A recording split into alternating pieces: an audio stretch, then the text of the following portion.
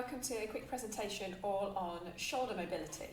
So what we're going to do, run through a little bit about who I am and how I can help you through this presentation, and then give you a couple of tests for your shoulder and some exercises to help to improve your shoulder mobility. So as many of you know, I'm Gemma Spackman and I'm the head coach at Fundamental Sports and Fitness.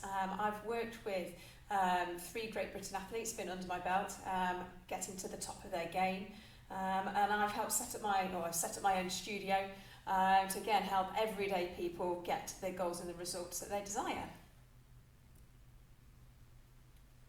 So I've had plenty of experience, whether that's my degree in sports development and coaching, my diplomas in personal training and sports massage, or my certification as a running technique coach and an obstacle course coach. My standout race moments are the Spartan Race Series, they're brilliant, and of course the Obstacle Course Race World Championships. But a few things to think about, particularly as we're going through this presentation all about your shoulders. Some of you might already know a lot of the information that I'm going to give you, but do you put it into practice? Follow the steps that I give you throughout the presentation, or you won't see the results and the improvements. And have you had any barriers that have stopped you? Is it that you've just not had the time to do it?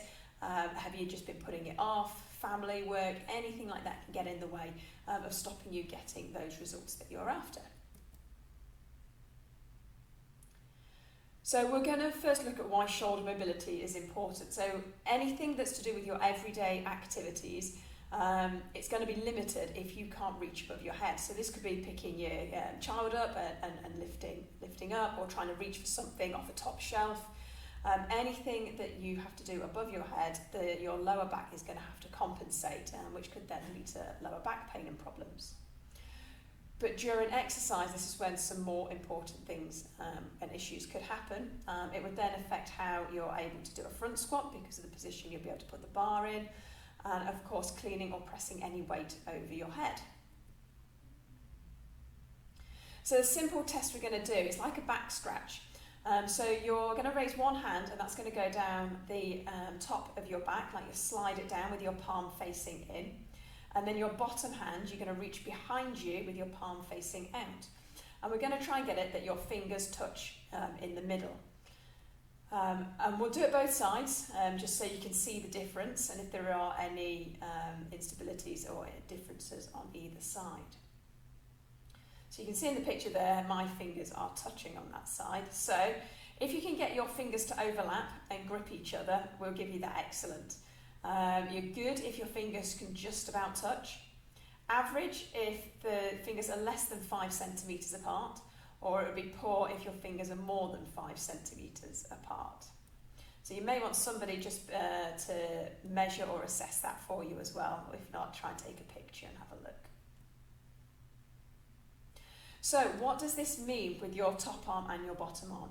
So your top arm, the rotation or the movements within your shoulder, we're looking at flexion and the external rotation of the shoulder, whereas your bottom arm focuses on extension and internal rotation.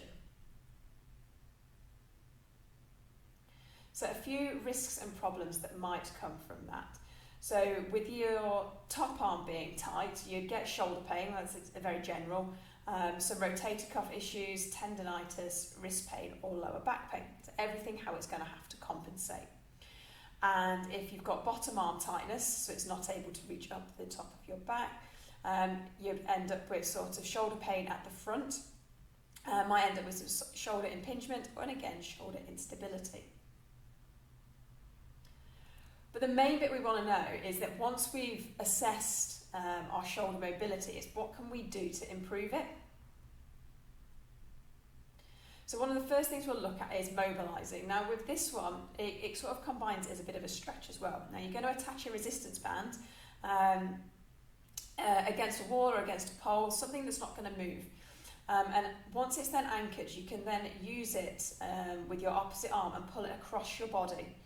As you keep your arm nice and straight, you can then change the angle of the band and work your shoulder in different directions as you stretch it.